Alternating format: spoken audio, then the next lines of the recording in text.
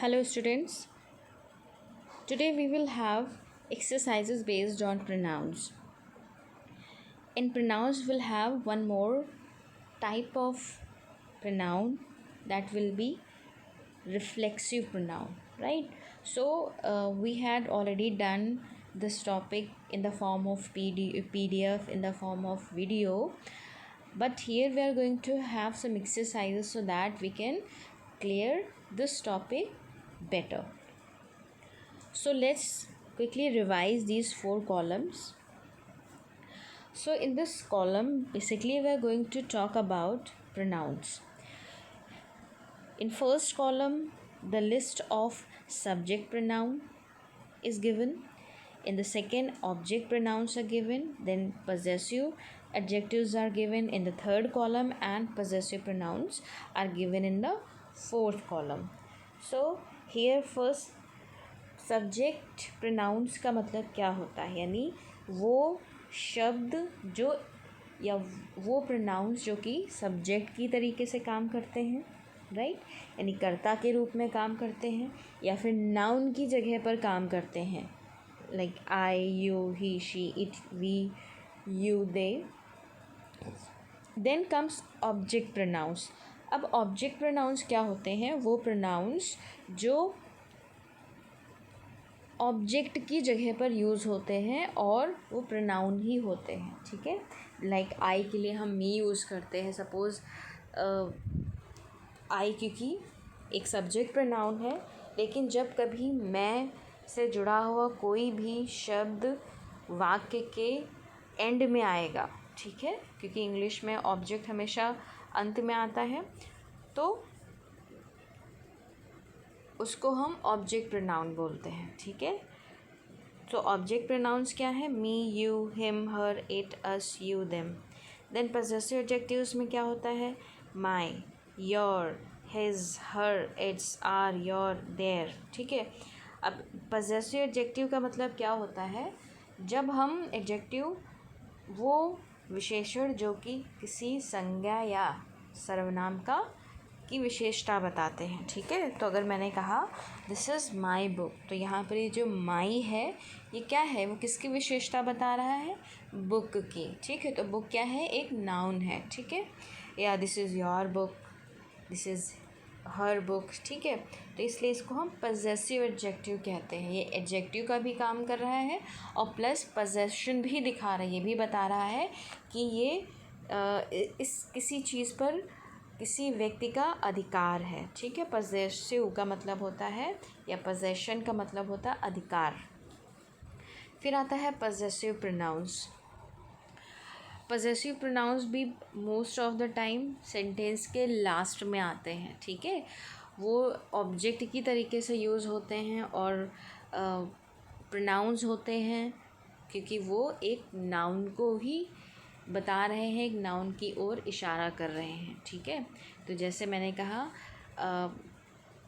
कहा यह बुक मेरी है, तो मैं ये भी कह सकती हूँ दिस इज़ माई बुक, या फिर मैं इसको ऐसे भी बोल सकती हूँ दिस बुक इज़ माइन, ठीक है.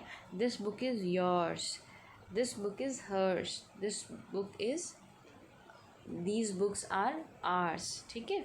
तो पजेसिव प्रोनाउंस का ये रोल होता है और ये ज़्यादातर सेंटेंसेस में सबसे लास्ट में इस्तेमाल होते हैं. फिर हम देखते हैं एक्सरसाइज नंबर ए. अब इसमें हमें क्या करना है? We need to write down pronouns, ठीक है. अलग अलग टाइप के प्रोनाउंस हमने पढ़े हैं, तो उन प्रोनाउंस को हम इसमें फिक्स करेंगे, हम इसमें फिलअप करेंगे. So if we see the first sentence, our house is very small and theirs is enormous, right. तो हमारा घर तो बहुत छोटा सा, बट उनका, ठीक है. तो आर यहाँ पर यूज़ हुआ है, बट हम देयर्स यूज़ करेंगे तो क्या हो जाएगा? अब देखिए यहाँ पर देयर्स पहले यूज़ हुआ है, ठीक है. मैंने कहा था ज़्यादातर जगह पर हम देयर्स यूज़ करते हैं लास्ट में, बट कुछ सेंटेंसेस में हम देयर्स पहले भी यूज़ कर सकते हैं. So theirs is enormous. So this was an example. Now number 1, where are my keys? I don't know. किसी से पूछा, किसी ने कहा मेरी कीज़ हैं, वह कहता मुझे नहीं पता. Where did you leave them? अब यहाँ पर देम क्या है, कीज़ के लिए है, ठीक है। तो कीज़ एक नाउन है और देम क्या है, प्रोनाउन है। I like learning English but it is difficult to remember all the new words. अब यहाँ पर जो इट प्रोनाउन यूज़ हुआ है that is for English. English क्या है, एक नाउन है। I spoke to Jenny yesterday, she is coming back tomorrow, yes she is coming to school tomorrow. अब यहाँ पर जो जेनी है, जेनी क्या है, एक लड़की है, एक नाउन है, और इस लड़की के लिए क्या यूज़ हुआ है, शी, ठीक है। और शी के बाद जो एपोस्ट्रॉफ लिखा है फिर एस लिखा हुआ है वो कॉन्ट्रैक्शन है शी इज़ का, ठीक है। तो इसको हम शॉर्ट फॉर्म में बोलेंगे शिज़। फिर है give me that book, it's not yours it is mine, ठीक है। तो again give me that book, it is not yours. अब ये जो बुक है, इस बुक के लिए सॉरी ये किसी का अधिकार दिखा रहा है, ये मेरी है तुम्हारी नहीं है, ठीक है। तो योर्स है, इट इज़ नॉट योर्स, तुम्हारी नहीं, ये मेरी है, इट इज़ माइन।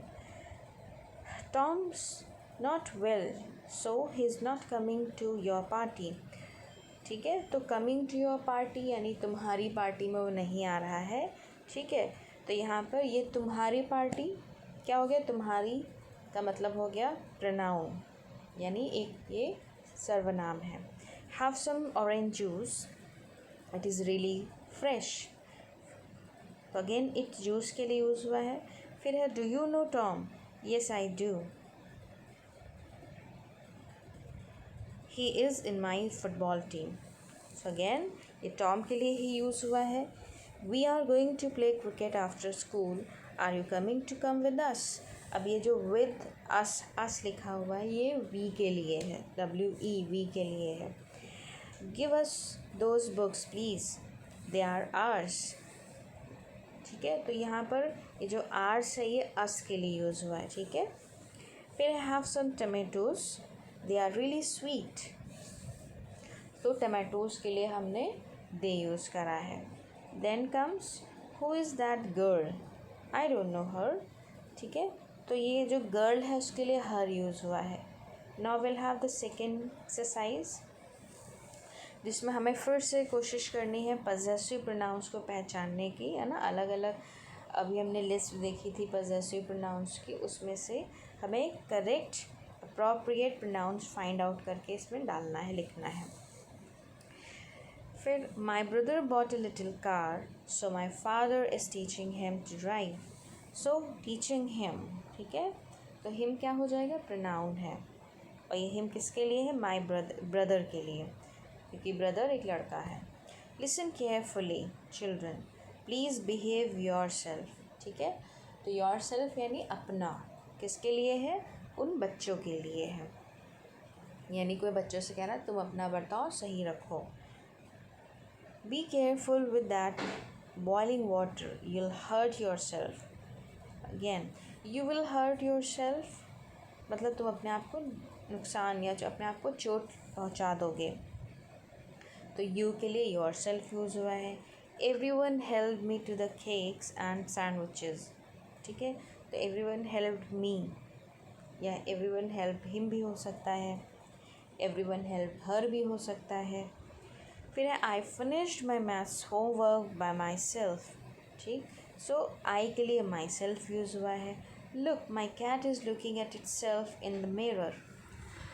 अब यहाँ पर कैट है इसलिए इट्स सेल्फ यूज़ हुआ है क्योंकि वो अपनी ओर अपने खुद की तरफ देख रही है। When my mom is really busy she talks to herself। अब यहाँ पर मॉम यानी MUN, दिस इज़ मॉम या मम, जब वो बिज़ी होती हैं वो खुद से बात करती हैं।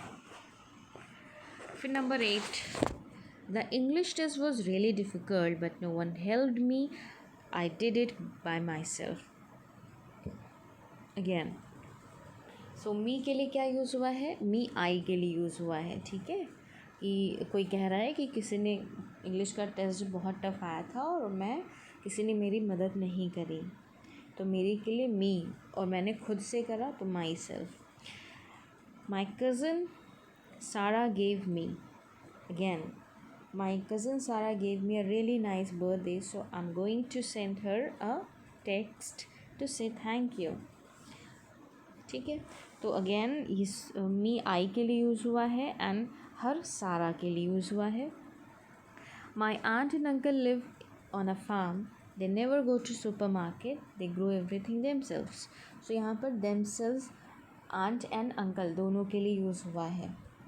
My mom and dad are going out tonight, so my sister and I are going to cook for them. Sorry, यहाँ पर हो जाएगा for ourselves, right? For ourselves, even हो जाएगा for us. ठीक है,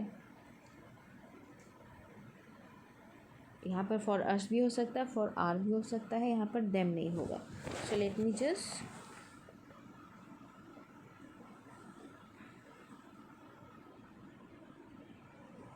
wait.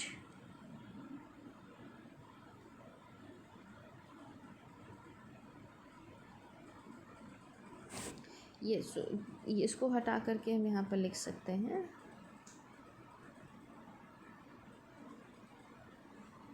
Wait ourselves, right. Ourselves यहाँ पर for us. So this would not be there, right. फिर है I enjoyed my self.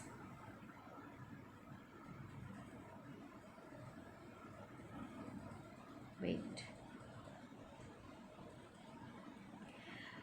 I enjoyed myself at the football match. तो यहाँ पर I के लिए myself यूज़ हो जाएगा. फिर है my sister fell down the stairs and sprained her ankle. तो यहाँ पर sister के लिए her यूज़ हुआ है क्योंकि her लड़की के लिए यूज़ होता है. फिर है my pen pal, यानी pen pal is a friend.